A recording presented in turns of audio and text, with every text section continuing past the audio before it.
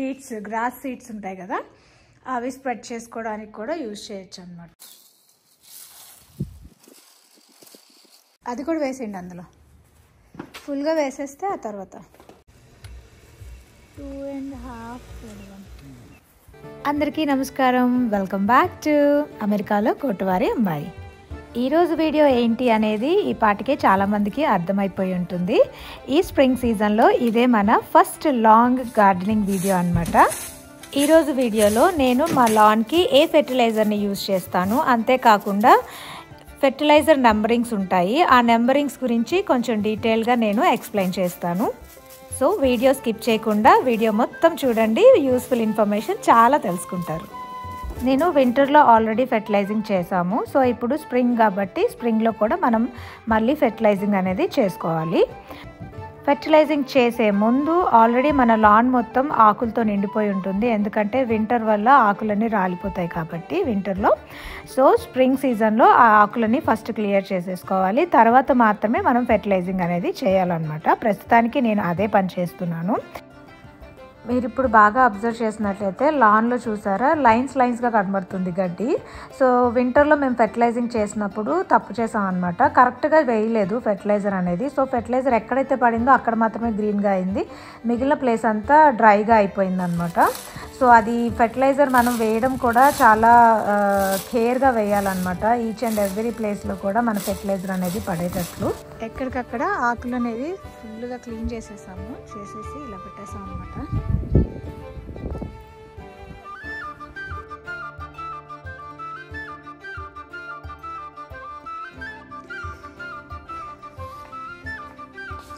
ఇది ఉంది కదా, ఇది ఫెర్టిలైజర్ స్ప్రెడర్ అనమాట. ఫెర్టిలైజర్ని స్ప్రెడ్ చేసుకోవడానికి యూజ్ చేసుకోవచ్చు, లేదంటే సీడ్స్ గ్రాస్ సీడ్స్ ఉంటాయి కదా, అవి స్ప్రెడ్ చేసుకోవడానికి కూడా యూజ్ చేయొచ్చు అనమాట. సో రెండిటికి యూజ్ అవుతుంది ఇది.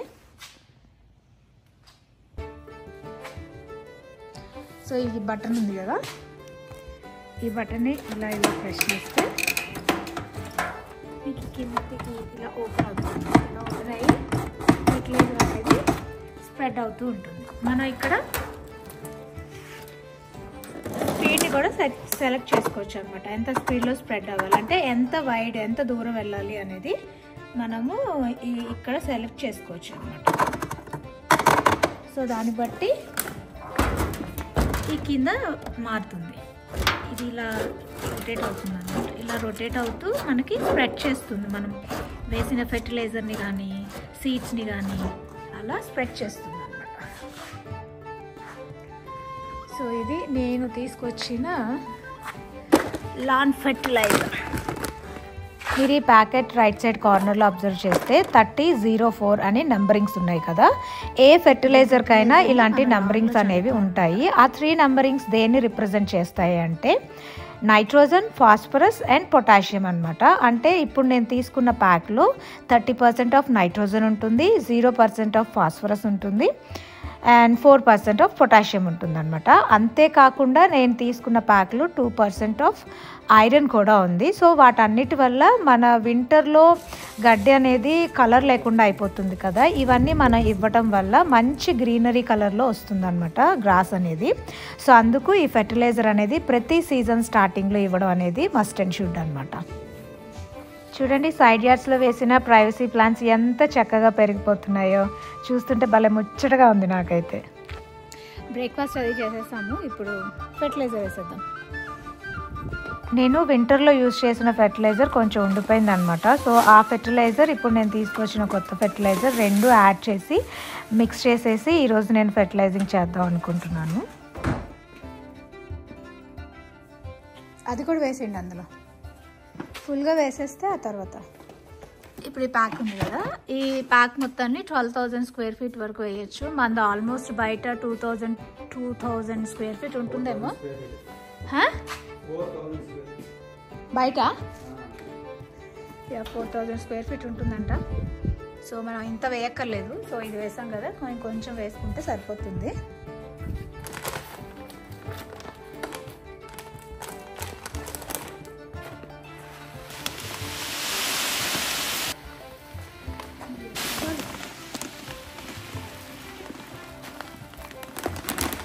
మీరు ఎప్పుడైనా ఫెర్టిలైజర్ కొనేటప్పుడు మీకు కింద నెంబరింగ్ ఉంటుందని చెప్పాను కదా, ఆ నెంబరింగ్ దేనికంటే నైట్రోజన్, ఫాస్ఫరస్, పొటాషియం అని చెప్పాను కదా.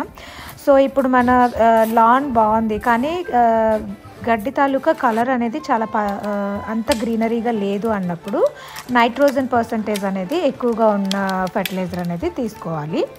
పొటాషియం ఫాస్ఫరస్ మనకి ఎందుకు యూజ్ అవుతుంది అంటే గడ్డి తాలూకా వేర్లు అనేవి దృఢంగా అవ్వడానికి యూజ్ అవుతుంది అనమాట. వేర్లు బాగా పెరగడానికి, వేర్లు డెవలప్మెంట్కి అది యూజ్ అవుతుంది ఫాస్ఫరస్ అనేది.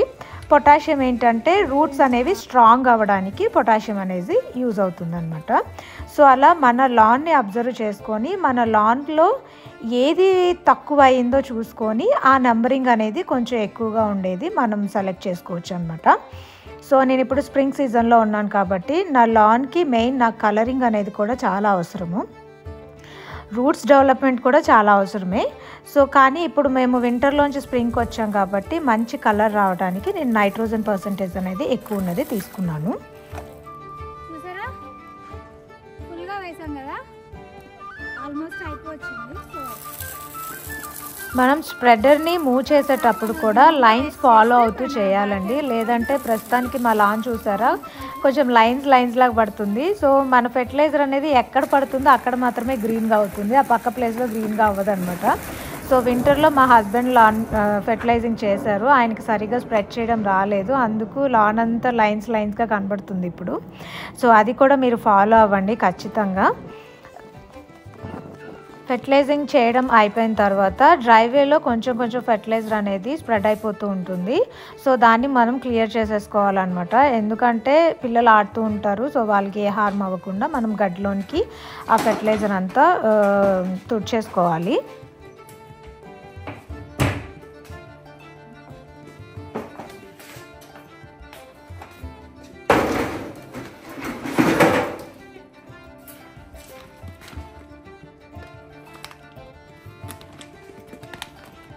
ఇంకొక 2 months అయిన తర్వాత మళ్ళీ సమ్మర్ స్టార్ట్ అవుతుంది కదా, సో ఆ సమ్మర్లో మళ్ళీ వేసుకోవచ్చు అనమాట. సో ఇది సేవ్ చేసేసి మళ్ళీ సమ్మర్లో అదే మళ్ళీ యూజ్ చేస్తాను. అదే అనమాట ఫెర్టిలైజర్, ఎందుకంటే మనం సీజనల్ వైజ్గా ఫెర్టిలైజర్ వేసుకోపోయామంటే మన లాన్ అనేది నీట్గా ఉండదు. ఎందుకంటే మన గడ్డికి, లాన్లో ఉండే గడ్డికి కూడా న్యూట్రిషన్స్ అనేవి ఉండాలి కాబట్టి మనం ఫెర్టిలైజర్ అనేది రెగ్యులర్గా వేసుకుంటూ ఉండాలి. ఎవ్రీ సీజన్కి ఫెర్టిలైజర్ వేసుకుంటూ ఉండాలి. అంతేకాకుండా వీడ్ కిల్లర్స్ అని ఉంటాయి, అంటే పిచ్చి మొక్కలు, గడ్డి మొక్కలు అలాంటివి వచ్చేస్తాయి కదా, పిచ్చి గడ్డి, క్రాప్ గ్రాస్ అలాంటివన్నీ, అవన్నీ కూడా రాకుండా ఉండాలి అంటే చక్కగా మనము వీడ్ ఫెర్టిలైజర్ అని వేరేగా ఉంటుందన్నమాట. అలాంటి ఫెర్టిలైజర్స్ కూడా వేస్తూ ఉండాలన్నమాట. అలా మెయింటైన్ చేస్తూ ఉంటే మన లాన్ అనేది ఒక లాన్ కొత్తగా ఒక లాన్ మనం తయారు చేసుకుంటున్నాము అంటే అది మినిమం 2-3 years పడుతుంది అనమాట కరెక్ట్గా సెటిల్ డౌన్ అవ్వడానికి. సో అందుకు రెగ్యులర్గా ఫెర్టిలైజర్ అనేది వేస్తూ ఉండాలి, అప్పుడు మన లాన్ అనేది చాలా బాగుంటుంది. సో నేను ఈ వర్క్ చేసేటప్పుడు ఎంజాయ్ చేస్తూ ఉంటాను అనమాట. ఏదైనా వర్క్ని ఎంజాయ్ చేస్తూ ఉంటే మనం పెద్దగా శ్రమ పడినట్టు ఉండదు. సో అందుకు నేను ఇష్టంగా చేస్తాను ఇలా గార్డెనింగ్ అనేది. సో ఈరోజు అయితే ఫెర్టిలైజర్ వేయడం కంప్లీట్ అవుతుంది. సో ఇంకొక 2 daysలో వర్షం ఉందన్నమాట. సో ఆ వర్షం వల్ల మంచిగా అదంతా కరిగిపోయి భూమిలోకి వెళ్ళి మంచి గడ్డి తాలూకా వేర్లకి వాటికి మంచి ఫుడ్ అనేది ఉంటుందన్నమాట. సో ఈ విధంగా నేను ఫెర్టిలైజింగ్ అనేది ఎవ్రీ స్ప్రింగ్ స్టార్టింగ్లో చేస్తూ ఉంటాను. ఈరోజే ఫెర్టిలైజింగ్ చేసాం కాబట్టి ఇంట్లో పిల్లలు అలా ఉంటే వాళ్ళని ఈరోజు గార్డెన్లో ఆడుకొనివ్వకూడదు. ఎప్పుడైనా ఫెర్టిలైజర్ చేసిన రోజు పిల్లల్ని దూరంగా ఉంచాలన్నమాట. పిల్లలనే కాదు, పెట్స్ని కూడా, డాగ్స్ అలా పెంచే వాళ్ళైతే వాళ్ళు కూడా వాళ్ళ డాగ్ని ఈ రోజుకి మాత్రం లాన్లోకి రానివ్వకూడదు. ఎందుకంటే ఫెర్టిలైజర్ అంటే అదొక కెమికల్ కాబట్టి పిల్లలకి, డాగ్స్కి, పెట్స్కి అలాంటి వాటన్నిటికీ హార్మ్ చేస్తుంది అనమాట. అందుకు ఈరోజు అయితే పిల్లల్ని నేను బయటకు కూడా రానివ్వను, వాళ్ళ ఇంట్లోనే ఉంటారు ఈ రోజుకి. సో అందుకు మనం ఫెర్టిలైజింగ్ చేసేటప్పుడు ఇలాంటి చిన్న ప్రికాషన్స్ అనేవి తీసుకుంటూ ఉండాలి. లేదు అంటే కొంచెం పిల్లలు సిక్ అవడం అలాంటివన్నీ చేస్తూ ఉంటారనమాట. ఇలాంటి చిన్న లాజిక్స్ మనం మిస్ అవుతూ ఉంటాము, దానివల్ల మన పిల్లలు ఎక్కువగా సిక్ అవుతూ ఉంటారనమాట. అందుకు ఇలాంటి చిన్న చిన్నవి మాత్రం నేను చాలా పట్టించుకుంటాను. అందుకు ఈరోజు అయితే నేను పిల్లల్ని లాన్లోకి అస్సలు రానివ్వను. ఐ హోప్ ఈరోజు వీడియో మన ఫెర్టిలైజింగ్ వీడియో మీ అందరికీ నచ్చిందనే అనుకుంటున్నాను. మన ఛానల్ ఎవరైనా ఫస్ట్ టైం చూస్తున్నట్లయితే, మీకు ఈ వీడియో నచ్చినట్లయితే ప్లీజ్ సబ్స్క్రైబ్ చేయండి, లైక్ చేయడం మర్చిపోవద్దు, షేర్ చేయడం మర్చిపోవద్దు. ఇక మీదట చాలా గార్డెన్ వీడియోస్ వస్తాయన్నమాట, కొత్త కొత్త ప్లాంట్స్ అవన్నీ కూడా. సో ఎవరైనా గార్డెన్ ఇంట్రెస్ట్ ఉండే వాళ్ళకి ఇలాంటి వీడియోస్ అనేవి చాలా యూజ్ అవుతాయి. సో అందుకు మీరు మర్చిపోకుండా షేర్ చేయండి. సో మళ్ళీ ఇంకొక వీడియోతో నేను మిమ్మల్ని కలుస్తాను. అంతవరకు సెలవు. అమెరికాలో కోటవారి అమ్మాయి సైనింగ్ ఆఫ్. బాయ్.